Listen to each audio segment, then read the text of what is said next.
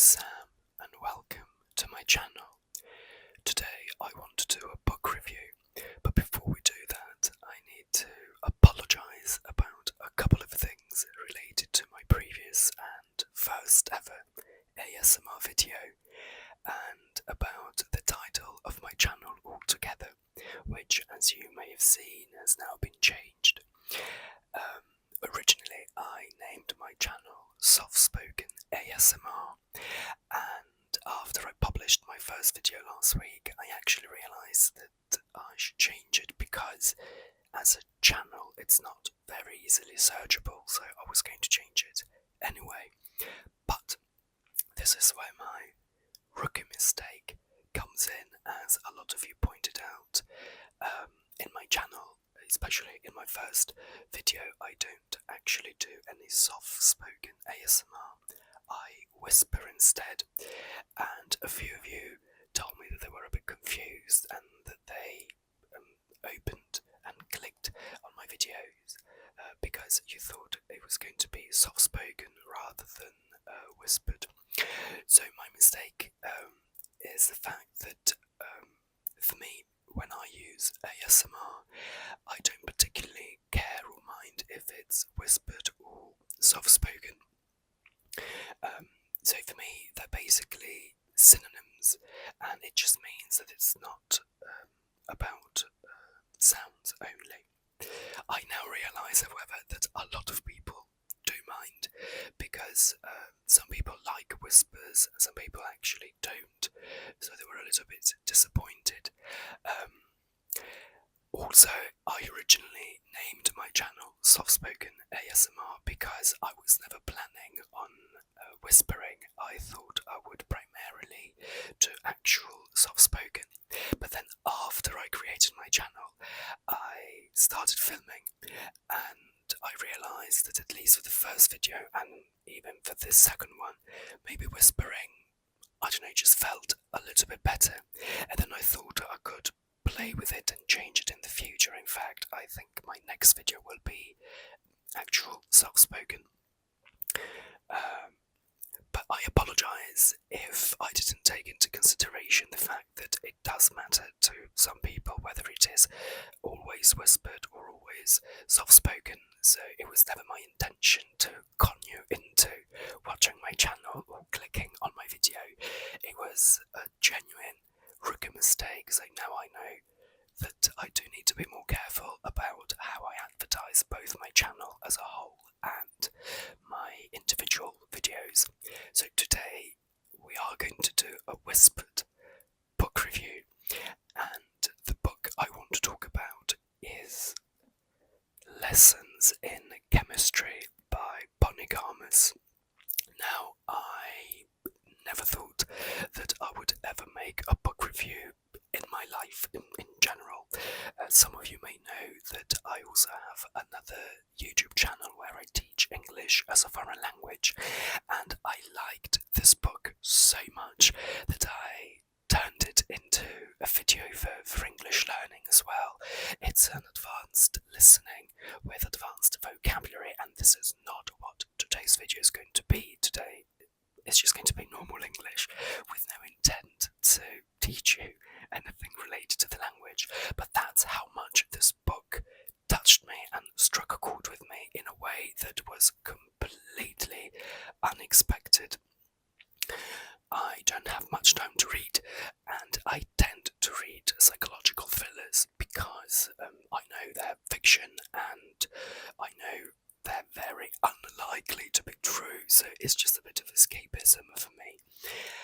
I don't actually know how this specific book ended up in my hands. Amazon recommended it to me for reasons completely unknown to me, but I'm very glad it happened. As I mentioned in my previous video, I am a bit of a mathematician at heart. I got into maths university, but then I decided to become a performer. I'm a singing drag queen now, so I've never really done much with the science side of my brain. But on my other channel, I teach English through mathematical logic, so I do have a scientific mind, and this is crucial to what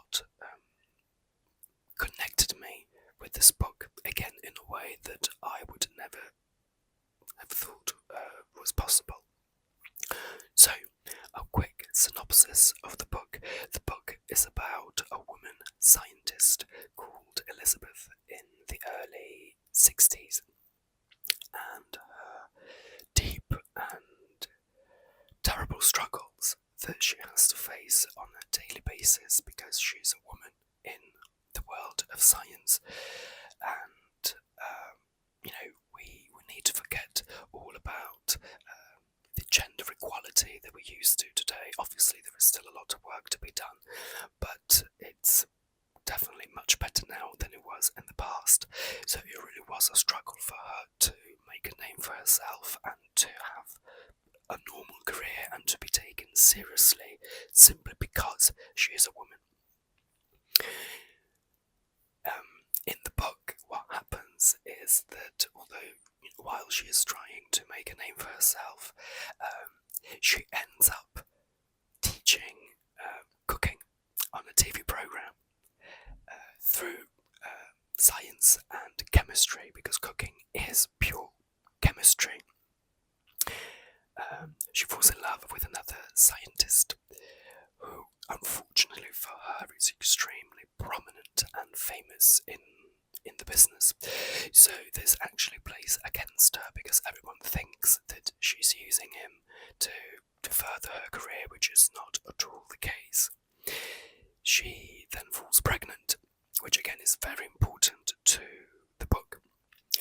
And I know this doesn't sound exactly in line with the fact that she's a woman trying to make a name for herself, because in the end she ends up pregnant and cooking.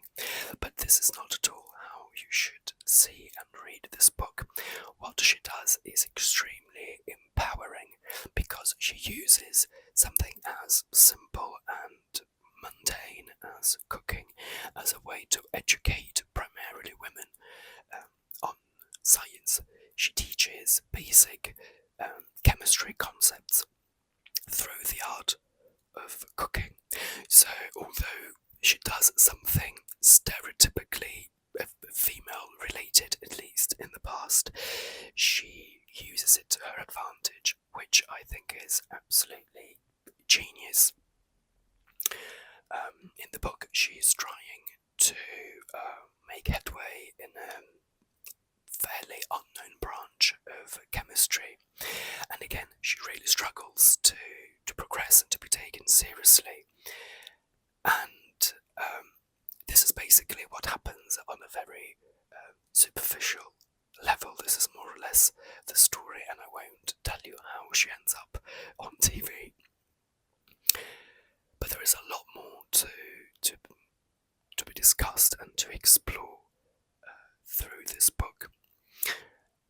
Obviously, the thing that first stands out is the struggles that she has to face in order to fight the glass ceiling that literally tries everything to crush her to the ground. But she keeps fighting tooth and nail to survive, and not just that, but also to be successful and to become someone in the world of chemistry. But that is not the thing that struck a chord with me the most. I originally was drawn to this book because it was about a scientist. I wanted to read something slightly different from my usual psychological thrillers. This is still fiction, but not a thriller at all. It's more like a plausible life story. And what I found unexpectedly extremely personal was the social ineptitude of Elizabeth, the main character, and that's the thing that I connected with the most.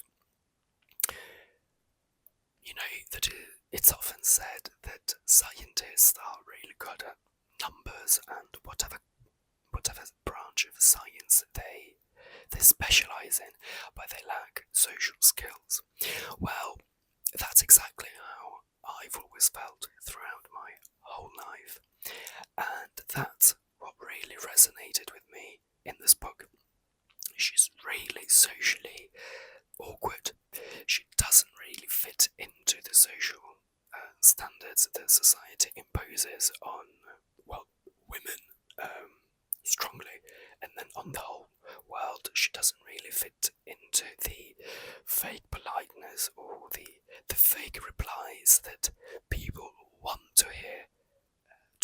questions. Sometimes people don't ask a question because they want to hear your honest answer. They just want to hear what they want to hear, and they expect you to be socially acute enough to get that and to tell them what they want to hear. Well, if you talk with her, you have to forget all about that. If you talk to her, you need to be prepared for a brutally honest answer. Well, it's her truth. It doesn't have to be the ultimate truth, but that's what she thinks. That's how she feels, and she will not mince her words. She will tell you exactly what she thinks, and she will not try to sugarcoat it. She will not try to soften the blow.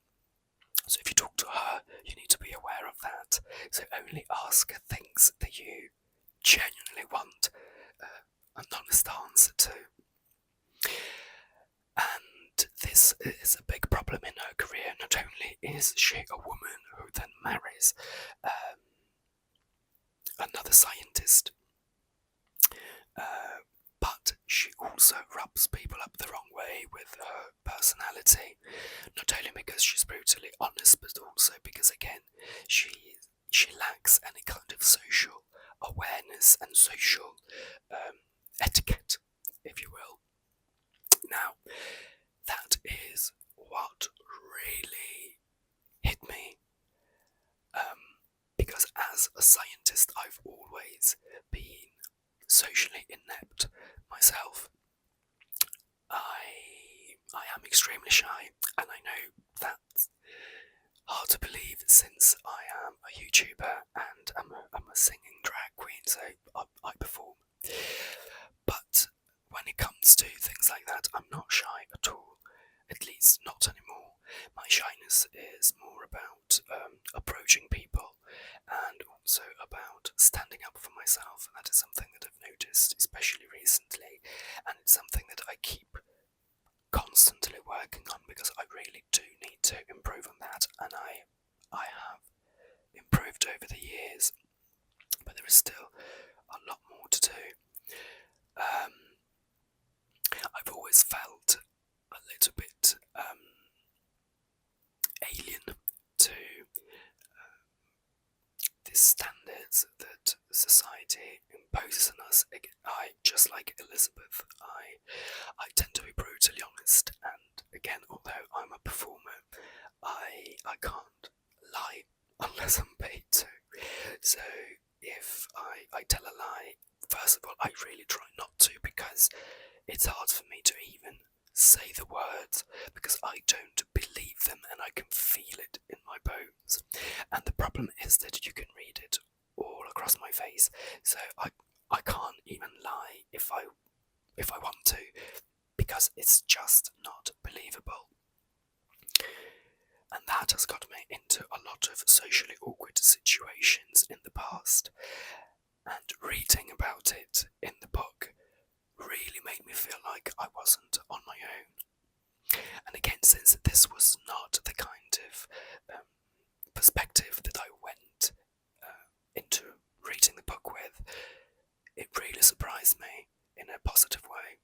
Something that has always given me a lot of grief is the fact that I personally pay attention to the content of what people say, whereas the social trend seemed to be about focusing on the form of what someone says.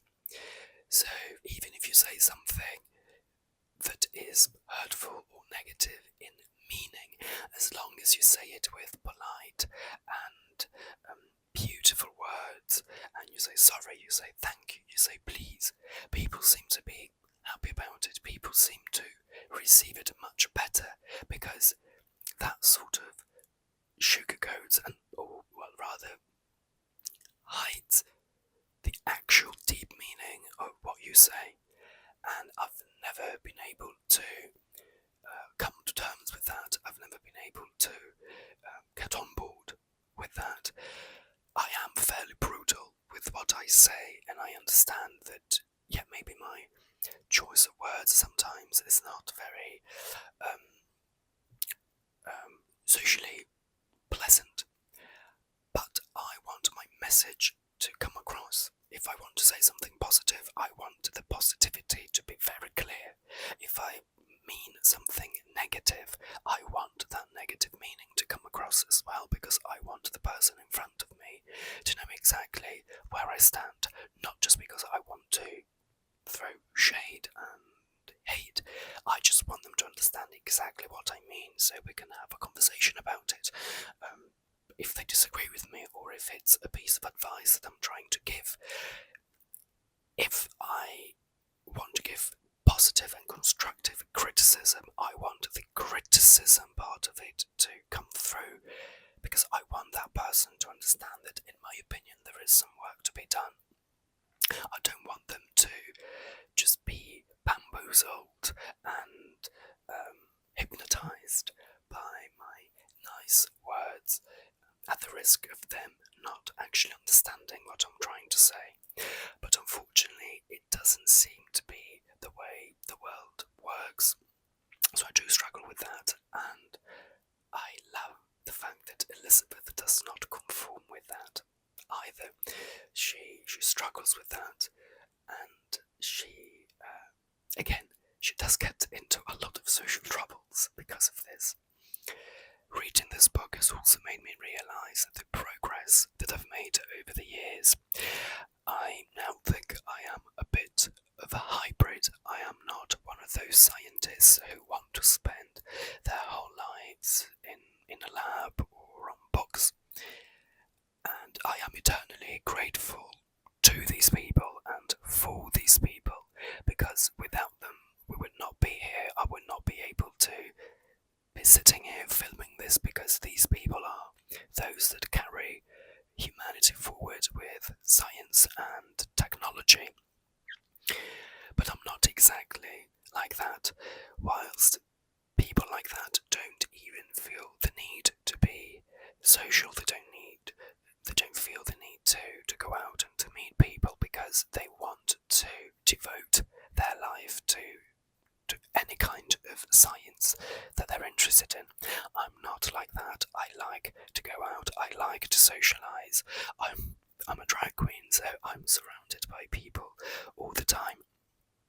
The way my shows work as a singing drag queen in London is that I sing songs live and then I interact with the audience between songs. So there is a lot of interaction, but not just when I'm on stage. I also like to be social with my friends. I am an ex-dancer. I love clubbing, so I go out. Basically, I like going out. So I have a bit of both. I'm part of both worlds. And over the years, I've learned to merge them in a way that makes me happy. Again, I don't really do much with science anymore, apart from my channel where I teach languages through maths. Sometimes I do study maths for the fun of it, for the pleasure of it, but I don't have much time, so I don't do it as much as I would like to. Also, I'm a language geek, so when I have a bit of spare time, I also need to do that to satisfy that part of my brain. And I do believe that languages are pure maths, so even though I'm just doing languages, I feel like my mathematical brain is ever so slightly satisfied as well. There are a lot of other ways that you can read this book. What I found really interesting is also the love story between Elizabeth and her partner, because they're both scientists, so they're both socially different and special. And I found their relationship very refreshing. They are very independent, and Elizabeth makes a point of it. She wants to be her own person. She doesn't just want to become the partner or the wife of a man. She wants to be her own woman, who then decides and wants to be with a man as an extra thing. She doesn't want that to define her. and I find their relationship very freeing and liberating. Another perspective that you can read the book from is the perspective of a parent. Now, I said earlier that Elizabeth falls pregnant and she has a daughter, and this element is crucial and fundamental to the book. Now, personally, I don't have the parenting gene in my DNA. I do not want to be a parent. I'm not planning to be a parent because I can feel that it's just not something for me. But even though I don't have that personal connection to this side of the story, because Elizabeth is an awkward scientist, the way she brings her daughter up is bizarre to say the least. It's very important to notice that she never wanted to be pregnant in the first place, but obviously in the 60s, abortion and things like that were not really on the cards. So she had the baby.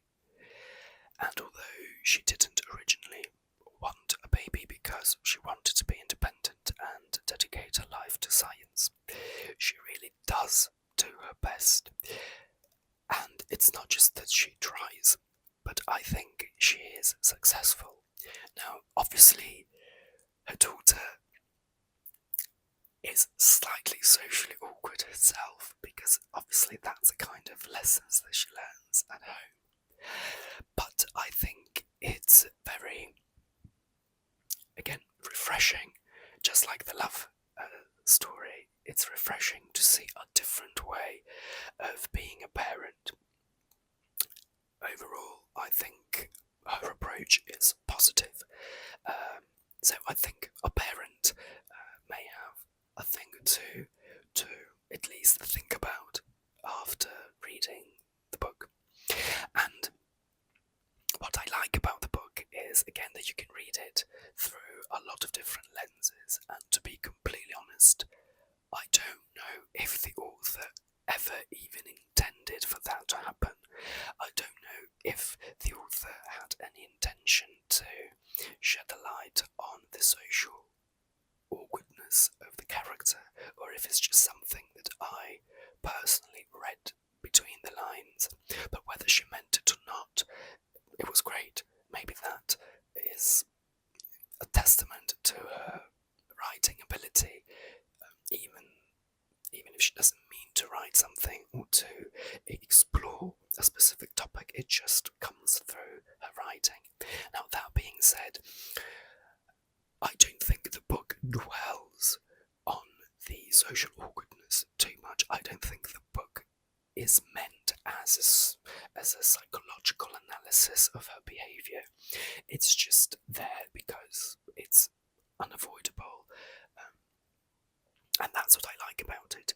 It's not a book on being socially awkward, but it just shows you what happens in real life, and based on that, you can take from it whatever you want. The same thing with the daughter, with her partner. I don't think it's this book is an essay on these specific topics. They're just presented as everyday real life situations, and then you can decide whether you want to connect with it, whether you want to think about it, whether you want to learn, or at least think about what it means. And I think that's a very powerful tool that the writer has. Also, I personally think it's very well written. It does entice you, and it does make you want to know what happens next. So it does keep you there. It keeps you on your toes, and yes, I found it quite riveting. So I did want to know what was going to happen next, because I was really intrigued by the social implications of what the scientist was going through, and also what was happening to her as a woman, because I have to say that is an element that you can't ignore in the book. I've recently read this book, which turns out to be a fairly new book. I think it's only a couple of years old. And then I looked up the author to see if she'd written any more books, and as far as I know, she hasn't. But I then realised that this book has already been turned into a TV series, I think on Apple TV. So the book is that good that it's already been turned into a series. I haven't watched it yet. It's on my to-watch list. I assume it's called Lessons in Chemistry, if I remember correctly, just like the book. And I'm really looking forward to seeing what they've done with that and which elements of the book they decided to portray, they decided to focus on. And it's going to be a great experiment for me personally, because I am a trained actor and I do prefer visual elements, so films and TV, to books.